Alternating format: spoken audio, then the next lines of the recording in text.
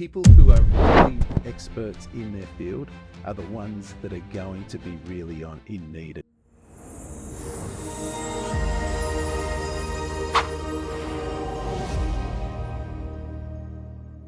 Welcome to the next episode of the Allied Health Warrior podcast, where we look to really discuss allied health industry topics and really look to challenge the industry in ways to help facilitate growth in practitioners and make a difference in the industry. Today, I'm really excited to have our next guest on the podcast, Angela Kerrison-Smith. We thank you for coming on the program. Not a problem. I'm glad to be here. Angela, a bit about your background. 30 years of experience as an OT, Yes. Recognised as one of the country's leading occupational therapists, and in particular in the assessment space, both in home mods and advanced equipment prescription. You spent, before moving into your NDIS role now, you spent 15 years in quality compliance training in the work cover space. You also spent time working in UK and Switzerland, understanding different healthcare systems and how government supply healthcare to their population. And now you work as the National Head of Clinical Development for Optimum Health Solutions in your role as the National Head. And so we're really, really excited to have you on our podcast. So, Thank you for having me. so Angela, tell us a bit about your journey as an OT. What are some of your growth milestones in the life cycle as an occupational therapist? So I started out typically in a hospital-based clinical role. I was moved to a regional area and was the sole OT for multiple wards in the hospital. So I was... And where was that regional area? Northwest Tassie. Yep. And so you were forced is the strong word, but you were required to stretch yourself right across lots of different diagnosis types or intervention types and sink or swim. And I have the personality that I don't like to sink. So I like a challenge and I like moving forwards. And I think I've mentioned to you before, Mark, that I have a bit of a yes approach to things. So from there, I had an opportunity to move to the UK. And in the UK, while I was there, I had the opportunity to move to Switzerland to work for a period of time as well. Again, I said yes. I actually said no when I was travelling in Cambodia to work with the population there, unfortunately who'd lost limbs through trying to find bombs and working with a prosthetist there. But then came back to Australia, and I've worked in multiple different roles, maintaining a clinical load majority of the time as well. So I have a real interest in working with people and making a difference in their lives. Yeah, that's awesome. And now you're 100%, your role is in the NDIS space and making some really amazing developments in that space with your team, National Head of Clinical Development. And, you know, how big is your team that you work with? So we've got 28 current OTs actively recruiting, so always looking for new OTs. Really happy to work with our early career new graduate OTs as well. Really looking at how do we provide a employment opportunity for people where they can develop their skills, they can be supported, and they can grow and have a long-term future with the company. Yeah, brilliant. Oh, well, today's topic, we're going to delve into some of the NDIS changes and what it means for all allied health professionals, obviously from your basis as an occupational therapist, but that the principles apply to all allied health professionals. What do you think, Angela? Can you summarise what some of the changes that the NDIS is currently undergoing? Mm-hmm. So the NDIS completed a review, and I guess the three main areas that I can foresee is going to impact for occupational therapy are the areas of the needs assessment or access to the NDIS, where historically there's been OTs have been held in high regard within the NDIS, ability to conduct functional capacity assessments, and those reports being used to fund people's plans and fund services for them ongoing.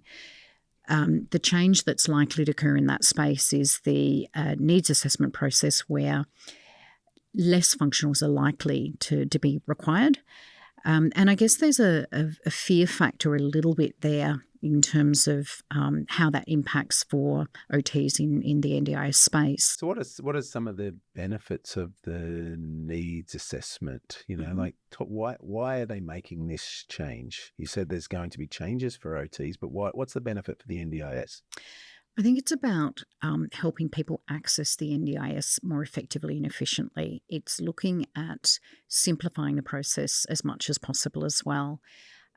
It's around a supports need assessment, and in addition to that, however, there may be circumstances where a functional capacity assessment is required, but the needs assessor will spend a lot of time working with the individuals, looking at their requirements, looking at the supports that they might need, which over time, linking to their goals, which over time will inform their budget in terms of the way that the money is allocated to people's plans, the effectiveness of the way that money can be utilised to be able to affect change for that individual and all their families. Yeah, I feel that this needs assessment, it's something that's sort of a stepping stone to getting in, and it's a check to ensure that the person should be on the NDIS. At the moment, there's ways in which there's a lot of people. It might only be a small percentage of the total amount, but there's a lot of people that have entered the NDIS never should have been, and there was no checks and balances from the moment they came in. So that to me is an absolute positive thing. It's something to stop the fraud or stop the marginal, people that, we acknowledge this, but it isn't an NDIS case as well. The second point is that I think that in what was in our current functional capacity assessment, out of the 9 or 10 different components of it, there was probably only 2 or 3 that were relevant specifically for that participant. The others could have just been a tick box. Okay, no, not relevant. Yes, capable. We see it in the My Aged Care thing where the functional capacity assessments are very tick box and then recommendations are made. And so I think that needs assessment takes away this need for this of every single, all 10 parts of the functional capacity assessment to have the very detailed assessment and simplify the process to get to the point where people get a plan and get money allocated. Do you agree? I do. I think that there's elements where we're being asked to write functional capacity assessments that can be 20, 25 pages long, and some of that information is it's not 100% relevant to the recommendations that we're making.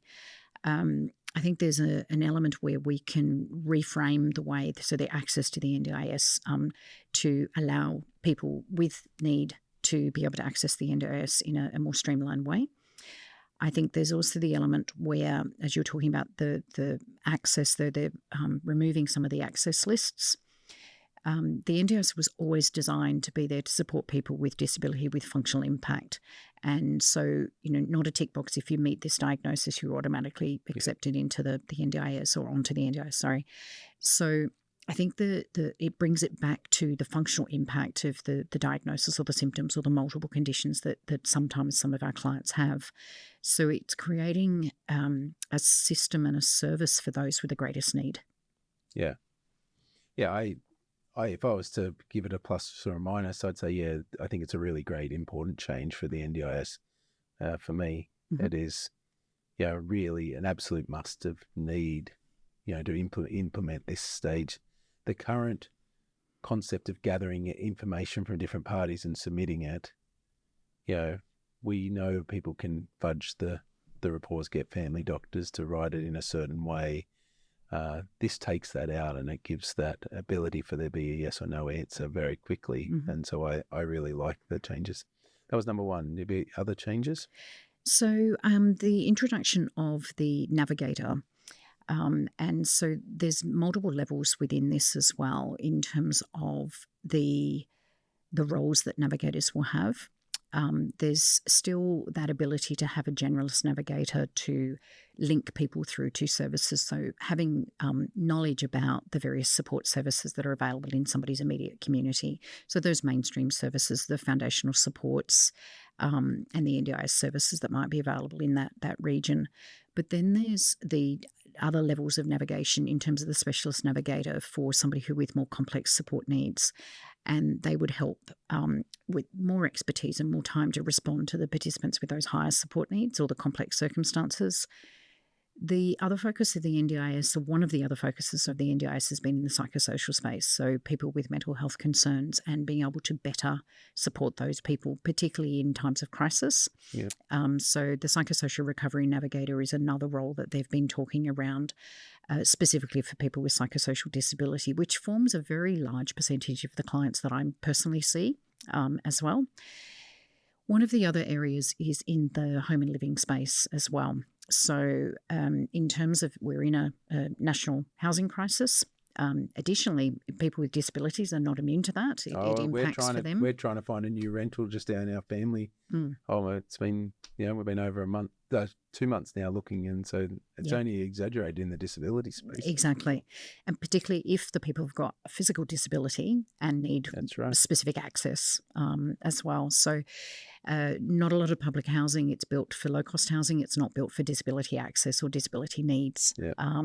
So it's a real challenge in the NDIS to be able to service the participants in a way that will meet their needs, their unique needs, I think is the other thing to put in this space as well. One of the other areas that they've been talking about is the early childhood space too. But before I go on to there, I guess, Mark, can I just sort of, with the needs assessments and with the introduction of the navigators and reducing or removing the access lists to the NDIS, how do you see that impacting for your staff at your business?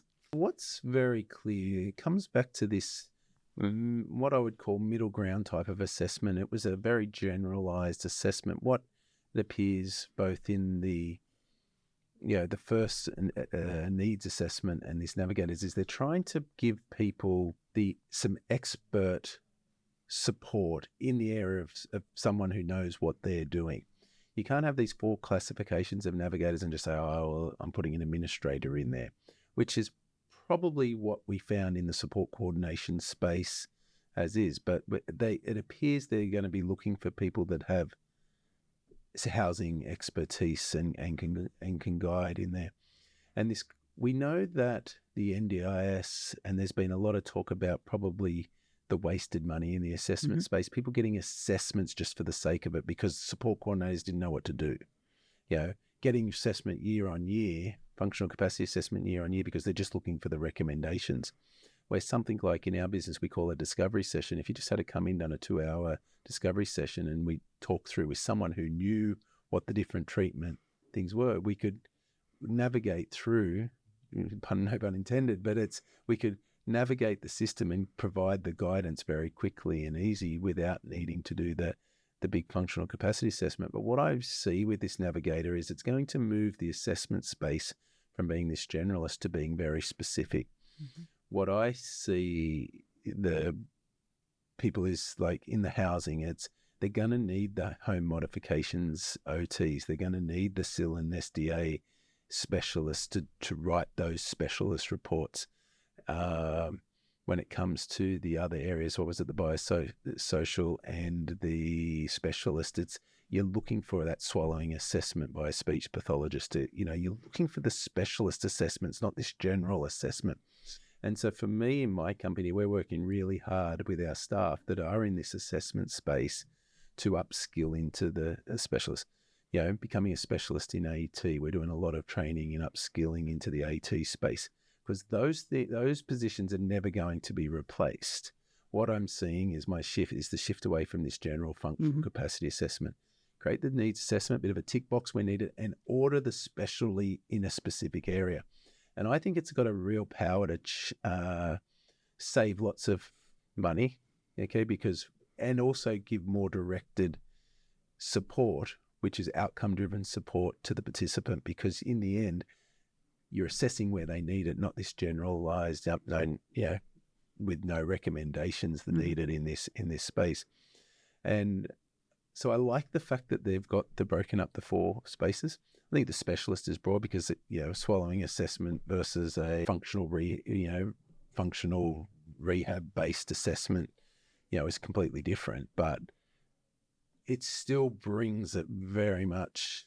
I guess the specialist is trying to talk about the more complex cases which needs multifaceted probably assessments, but it's going to come back to the people who are really experts in their field are the ones that are going to be really in needed. And so from my perspective as a company, we're trying to make those specialists, give people those concept areas that are going to be in need and upskill them. Mm-hmm. We are also giving them the opportunity to move back into the therapeutical intervention space, where they can, if they choose, don't want to go down that path, they can go back into the, your hourly, face-to-face, because that's what's making difference. Cognitive-based therapies, behavioral-based therapies, rehab-based therapies, giving them the ability to come back into that space. Because I think over the next number of years, that middle of the ground assessment is going to be taken away. Mm-hmm. And I see that as really needing to reframe some of the changes that are being proposed and seeing the opportunity in this space as well. So for me, it is around working with early career OTs, new grads, to absolutely learn the skill of assessment. Yeah. But doesn't matter which industry you work in, whether it's NDIS, aged care, hospital-based, work cover, all of those areas, you still need to be able to achieve a rapport with a person. You still need to be able to ask a question and then work out whether you need to delve deeper or not. And so that's your core skills, I guess, for the want of a better way of putting it. Then it's about giving them that career development, that career pathway, helping to upskill that team into those specialist areas. Yeah. So, for me, I guess that's where we can be the facilitator of change for some of these OTs as well. And ultimately aim to strive to achieve that greater career satisfaction, that ability to make a difference for people, which is, a lot of OTs, if you ask them why they got into doing OT in the first place, they'll say to help people, to make a change. Yeah, it's a bit where that middle of the ground assessment, I'm calling it, for lack of a better term, I'm not meaning to demean that type of work, because it certainly did part, but there's so many practitioners are out there are now 4 or 5 years in, and I'm an expert because I know how to do that. And that's probably the opposite of what I think. Like, it wasn't an occupational therapy assessment. Occupational therapy became do it, but a physio can do that assessment as well. If they're trained and skilled, most of them tend to be a lot more in the manual therapy or the exercise prescription, but they can learn that space. But, people calling themselves an expert because they can do the basic assessment. And I think that's going to change. I agree. Because, you've got to become an expert in something to make your way. Now, if you do, you're going to still have an abundance of work, because, how many home modifications are still needed? How many swallowing assessments are constantly needed? It is very much about, that becomes a process to this, not that this is the goal, which, and many businesses have built themselves on this middle of the range assessment, which, they're not going to necessarily be there in a couple of years. Mm-hmm. So. And I think the other area is the therapy side of things, as you touched on before, and which leads, I guess, into the third area, is that early childhood focus, and looking at the changes in that space to provide a new connected system supports, particularly for kiddies with developmental concerns or delays or disability, and their families as well, and a new early intervention process as well. So, knowing that the earlier we can respond to some of the challenges that present, we should get better results as well. So that therapy space, I think, is an area that some clinics, some clinics do really, really well. And it's an opportunity there. But even in the adult space as well, there are still a lot of adults that have entered the NDIS who've not had a lot of that. That's right. Yeah. So, aimed at improving or increasing their independence, improving their life skills, looking at their socialization skills. And I think one of the other areas in that space is that capacity to work as a multidisciplinary team, so that we've got the focus on the client outcomes, a consistency of approach across things, and an ability to extend the therapy focus. So very much working with support workers or with families or with day programs, etc., to really enhance and reinforce some of those changes that we're hoping to effect with people as well.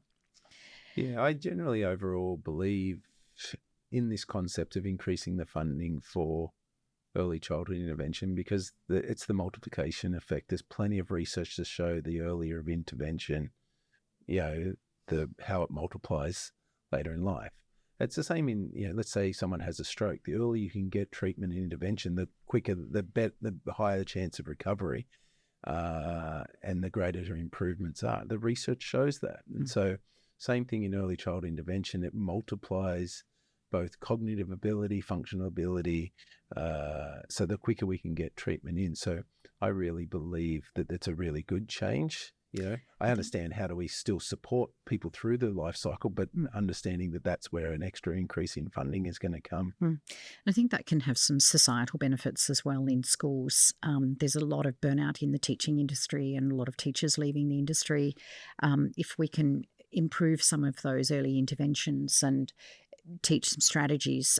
Teachers are amazing, but, look at what are the specific needs for the individual kiddies, and support those teachers in those areas, looking at teachers' aides, looking at support workers, all of those things to again, as you were saying, multiply the impact of the therapy that's being provided. What are you, as a business owner, what are you specifically doing in that early childhood space to, enhance what Optimum can offer as a we're very lucky in our business that we do the whole life cycle of a patient, and we build full rehab centres in the adult space. Really invest a lot into the clinic-based model. I do believe in that model, and I talk about that openly on this podcast. But we are doubling down in that ECI space in making sure that we have appropriate the facilities and the resources are the best. I think if there's going to be an increase in funding, then we as a business need to do, not only does it create work for, but also then continues as we can move in through the adolescence phase into the adult as the life cycle of the patient. But we're building our motor development rooms with our rock climbing, and we already have those in, but our sensory rooms with sensory swings and light sensitive, our messy play area, where kids can make a mess and do that. We even have kitchens in some of it inside our clinic. So, that ability to develop life skills, very early and be part of, making a cake and, teaching parents how to do that safely with the children. So we're really doubling down because we really see it's an important part of the business model, but it's also really believing in it. We always had it, but now we're really making sure with these changes that we're really positioning ourselves to have the resources so that staff, really get the benefit, because it's about the patient, but it's also about the development of the staff. And I talked about before in the assessment space, well, if you're going to be in the assessment space, you better become an expert in something. Same thing here is let's give you the pathway to be an expert in the pediatric therapeutic space. We talked about a lot of the benefits, and I think overall, I personally, and I think you agree, that the changes are good. I don't always have confidence the NDIS will roll it out perfectly, because we know that changes have happened and, they make mistakes all the time. But in principle, I absolutely believe the changes are right. But there's a lot of negativity and a lot of negative talk, especially in the OT community at the moment, about these changes, where they're really paying out, you're an OT. Why do you think there's this negative talk about the changes at the moment? I think there's an element of fear, and I think you've hit the nail on the head in terms of the rollout and the integrity of that, or whether it's done correctly. Yeah. I think that there's fear of a cookie cutter approach as well, knowing that people with disability are unique. So just because somebody has a particular diagnosis doesn't necessarily mean that their needs are A, and therefore someone else with the same diagnosis has the same needs. So I think there's a sense of advocacy for the clients in this space as well. But I guess looking at this and reframing this and looking at the opportunity here is where we can use our very specialist skills to affect change over time, rather than at that face fronting, that FCA space. So I think there's certainly the volume of FCAs done just in point in time or on an annual basis, as you indicated earlier, and it's done just because. It's not done because there's been a change or because the person's needs have changed or their circumstances have changed. Often, we find we're working with families where people are very elderly and they've got adult children living at home still that they're supporting, and it's very challenging to have the discussions, but it is about that end of life, what's next, planning for that. And so those changes over the lifetime, absolutely there's a space for a functional review at that point to look at what are the needs right here, what are we planning for, but to look for a 2 to 3 to 5 year time frame, I think in a lot of the circumstances would be a good thing to do. Sometimes people do have significant change and maybe some of those assessments are needed a little bit more frequently. However, I think that there's a fear that the volume of work, if that's the only thing that the business is doing, there's a fear of that longevity of the role. So again, I think, if we reframe this and look at it as what is the opportunity for us, it's around very much OTs moving into those specialist roles, into being able to provide significant support in the assistive technology space, both for adults and pediatrics, and with those with complex needs. It is that housing side of things, or the home modifications, the SIL support needs side, or the SDA, the physical needs side. And again, very much about the professionalism that OTs have. Yeah. I've looked at this for years. I remember talking to ex business partner, ex-staff member in Kate Thompson, just legend. Hope you're doing well, Kate, out there. One of the superstars of the industry as well. But I remember having this conversation 8 years ago I said that this functional capacity assessments aren't going to last. And we've had a whole industry in the OT space that, 8 to 10 years ago, graduates couldn't get a job. There was very little full-time job. Aged care brought some in, probably around that 2 or 3 year period, and then the NDIS brought the overflow, abundance of work in this space. But I said these assessments aren't going to last, and I was talking about this at the early inception of I can vaguely remember down in our Goulburn clinic having this conversation with Kate, and talking about we're going to need to upskill. Now OTs have had the dream run, went from no jobs a decade ago to shortage of it, lots of work. The NDIS has created, call them the goddesses of the NDIS. It's like no offense to all the male OTs out there, but it is the principle of there. And I genuinely think it's a fear, because for me, it's never been about this functional capacity assessment. It's about getting outcomes for patient, and identifying the problem isn't where change happens. And if we can get to the point where a home is modified so life is better, if we can get that right power wheelchair for the person so that their posture is improved, they've got pain, can actually get around independently with it, it changes people's lives, not just them, but also the family members and things like that. And then the other whole side is the therapeutical intervention and the rehab space. That makes the biggest change to the outcome, and it's those outcomes which the NDIS will get a return on investment, not the identification process. And I think there's just this fear out there that we had it so good, and that's all I've ever known, because there's OTs out there that are 4 or 5 years in their career and they're just still doing that.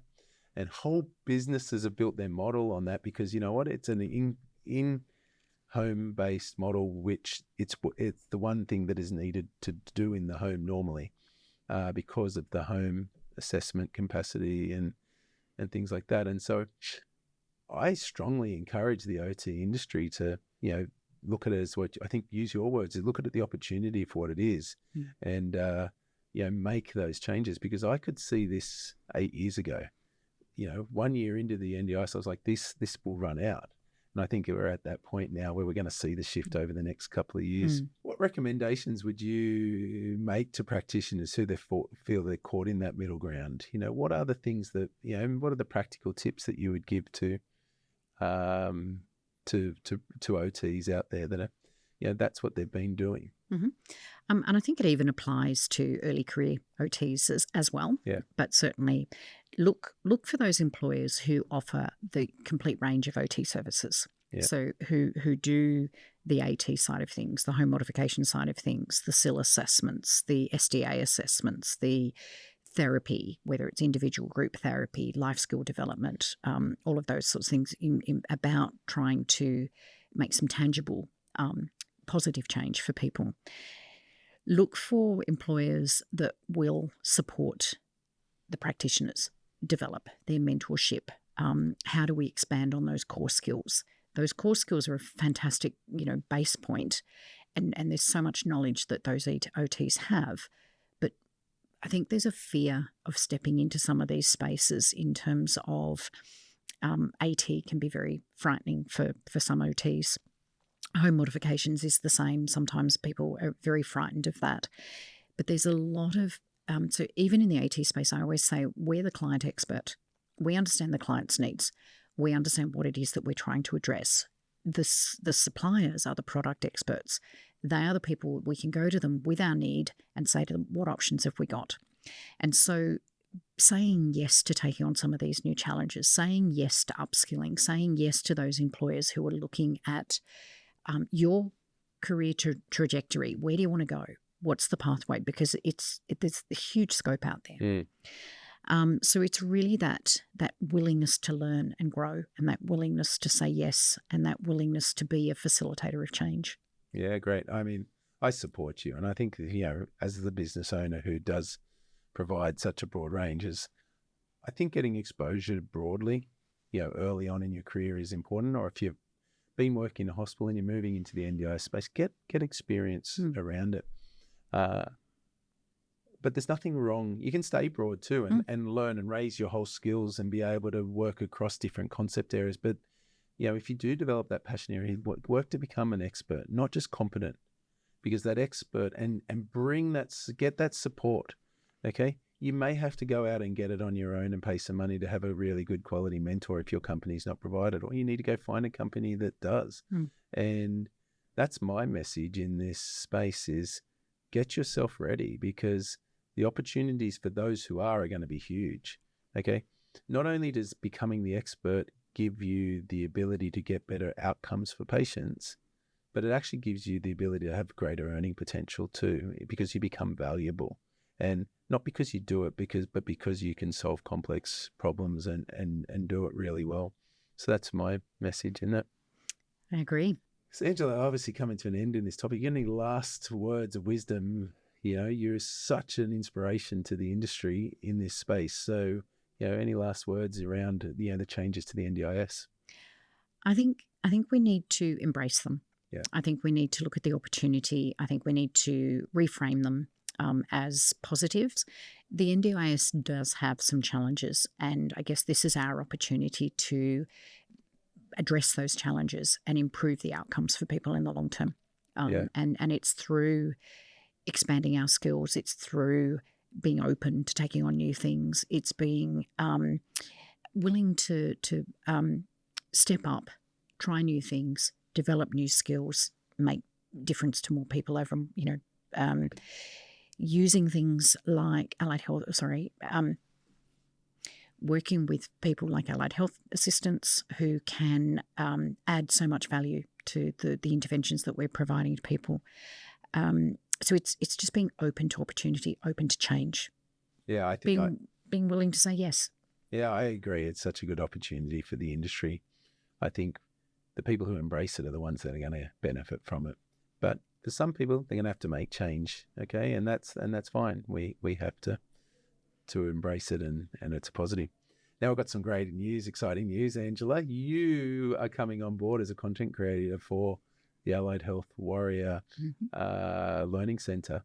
We're just honoured to have you and your experience to do that in the process of developing your first course. And so, what's the first course that you're going to be presenting So the first course is very much aimed at early career OTs. And really coming back to, I think, a unique skill that OTs have, and that is the power of observation. And also letting out the inner 3-year-old to ask those questions, but what, but why, but how, so that we can really, really understand the desires, the goals, the needs of the clients that we're working with. And then how does that then apply into their role? It's the foundational point in terms of that ability to. Let me give you an example. So I was running through an assessment, 2-hour functional, wrapping it up. I happened to turn around and saw a photograph on the wall of a lady that I'd been working with. She was in a 1-bedroom little unit, appalling situation. And I just happened to ask a comment about, who are the children in the photo? And she said, they're my kids. It's like, okay, so you're in a 1-bedroom unit. Can I ask where they are? They're in foster care. And I'm so desperate to get into an alternate unit so my children can be returned to me. And so had I just not looked at that photo, had I not asked that question, the focus of my report would have been completely wrong for that client. So it's that ability to not be afraid of asking questions. You can do it politely, you can do it respectfully, but you sometimes need to ask those hard questions, even in, say, the mental health space, about potential for self-harm, those kinds of things. But the power of asking those questions, the power of using your observation will ensure better outcomes for your clients. Power of peeling back a layer, getting below the surface of, Absolutely. What an amazing course for a young practitioner to get involved with and learn from your experience, Angela. Angela, we just thank you for coming on the show today. Hopefully, our listeners, I know we'll get a lot out of it, but thank you very much for coming. And we are so excited to have one of the country's most leading OTs be, part of the Allied Health Warrior in the future. So thank you very much. Thank you. Thanks for having me. My pleasure.